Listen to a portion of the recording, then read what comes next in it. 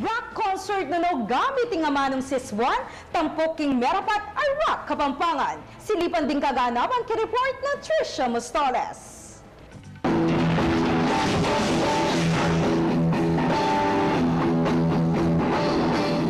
Pangaklak, iniing tema dareng rock concerts. Oning nung para kareng alwa, masakit king balugbog. Music to other people's ears naman iti. Iniing rock Kapampangan concert. Adinwang ning Kapitolyo para kareng kayanakan. Amerapat king Capitol grounds na bengi.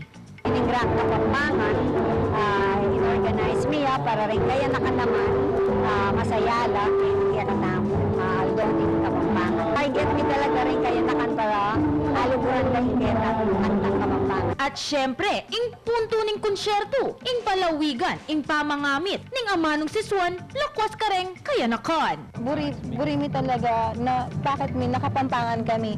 And as Kapampangan, itang talento mi, buri ming i-share kareng aliwang tao na malambat mi na talagang sa salikot.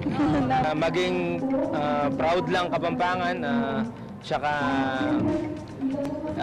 pag maragul dapin dyan at Chola Manila, nakapampangan la at balo da rin Kapampangan magaling lang. Manibat king lirik hanggang ken tono, swaking rock Kapampangan kareng hanggang kiddies, yapis, ampong oldies. Nani nga naramdaman mo kapag naramdaman mo dito ka?